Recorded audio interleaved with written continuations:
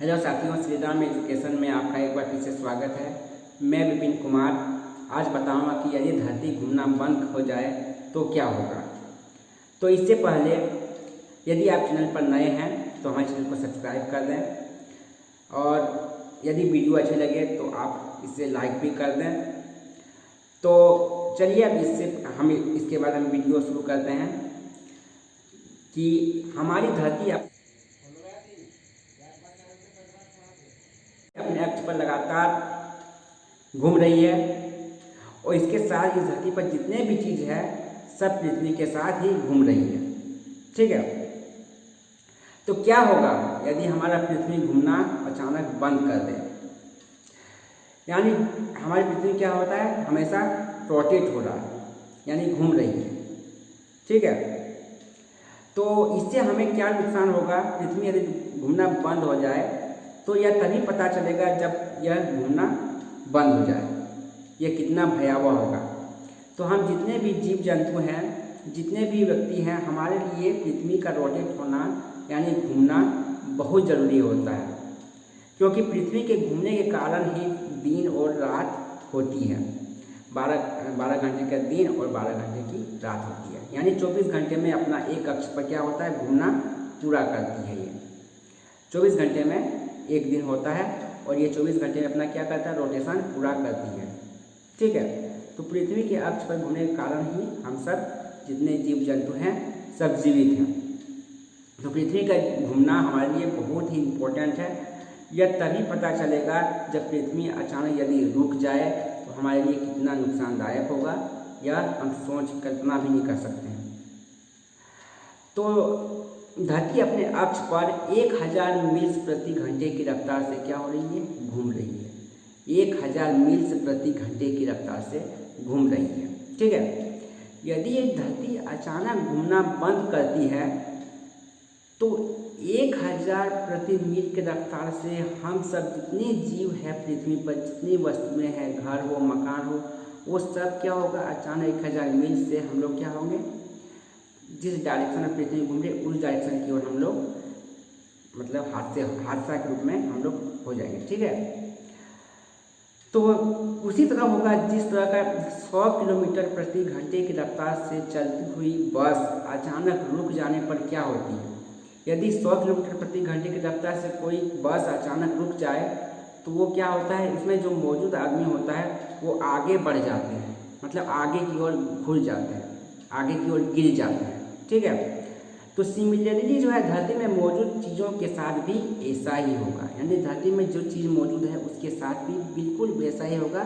जैसे 100 किलोमीटर प्रति घंटे की रफ्तार से चलने वाली बस अचानक रुक जाने पर उसमें बैठे हुए व्यक्ति को आगे की ओर गिर जाते हैं, बिल्कुल पृथ्वी के हमारे साथ भी ऐसा ही होगा। तो हमारे जो रोटेशन बंद होते ही नॉर्थ पोल और साउथ पोल को छोड़कर सभी चीज़ें जो धरती पर मौजूद है वो ईस्ट डायरेक्शन की ओर 1000 मील प्रति घंटे की रफ्तार से आगे बढ़ जाएंगे। चाहे वो इंसान रहे या जानवर रहे या हमारे साथ के बड़े बड़े बिल्डिंग ही क्यों ना हो, हमारे साथ कोई भी वस्तु हो, सब क्या होंगे 1000 मील प्रति घंटे की रफ्तार से क्या होंगे, ईस्ट की ओर आगे बढ़ जाएंगे। यानी ये बहुत बड़ा हादसा होगा। तो जैसे ही पृथ्वी घूमना बंद करती है तो 1000 मील प्रति घंटे की रफ्तार से सभी चीज़ें आपस में उड़ जाएगी और जितने भी जीव जंतु या बिल्डिंग्स हो सब पृथ्वी के साथ रुकते ही सब उड़ जाएंगे। तो इससे काफ़ी जैसे कि एक बुलेट पिस्तौल की रफ्तार से उड़ेगी। 1000 मील जानते ही अब कितना ज़्यादा होता है। उस घंटे की रफ्तार से यदि पृथ्वी अचानक बंद होती है तो हम सब क्या होंगे, ईस्ट की ओर आगे बढ़ जाएंगे, क्योंकि हमारा जो पृथ्वी है वो वेस्ट से ईस्ट की ओर क्या होता है, मूव करती है, घूमती है, यानी कि पश्चिम से पूर्व की ओर घूमती है।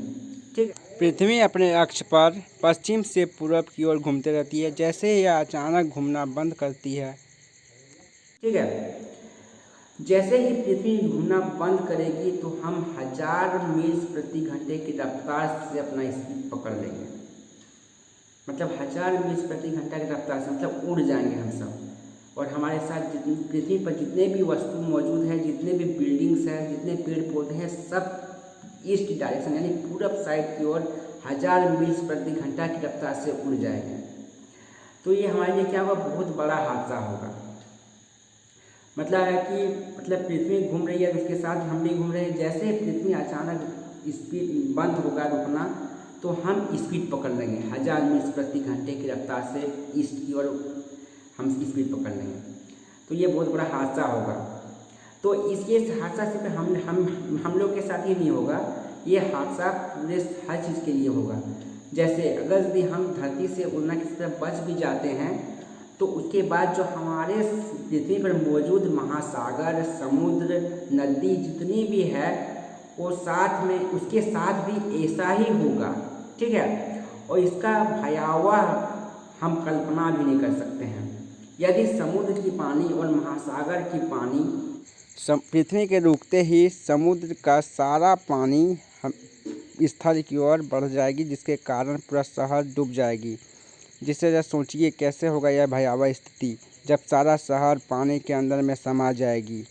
यह के साथ सही और बड़े देश क्या होगा, यदि जैसे पृथ्वी अपना घूमना बंद करती है, रोटेट बंद करती है, तो महासागर का पानी जो है, वो समुद्र का पानी जो है, वो क्या होगा, देश में घुस जाएगा। ठीक है, वो क्या होगा, अचानक ऊपर की ओर फेंक देगा, जिससे के कारण जितने भी पृथ्वी पर जितना स्थल है वो जल में समावेशित हो जाएगा। बड़े बड़े देश क्या होगा, जल में डूब जाएगा। ठीक है, तो ये कितना खतरनाक होगा, ये कितना बड़ा हादसा होगा, हम कल्पना भी नहीं कर सकते हैं यदि पृथ्वी का रोटेशन बंद हो गया तो। और उसके बाद यदि हम इससे भी बच जाते हैं, तो उसके आगे जो होगा वो होगा पृथ्वी का चुंबकीय क्षेत्र। पृथ्वी के बंद होते ही पृथ्वी अपने चुंबकीय गुण खो देगा, जिसके कारण भयंकर रेडिएशन से सारा चीज़ का विनाश हो जाएगा। और हम जानते हैं कि पृथ्वी अपने रोटेशन के कारण चुंबकीय क्षेत्र उत्पन्न करता है, जिससे सूर्य से आने वाले हानिकारक रेडिएशन से हमें रक्षा करता है।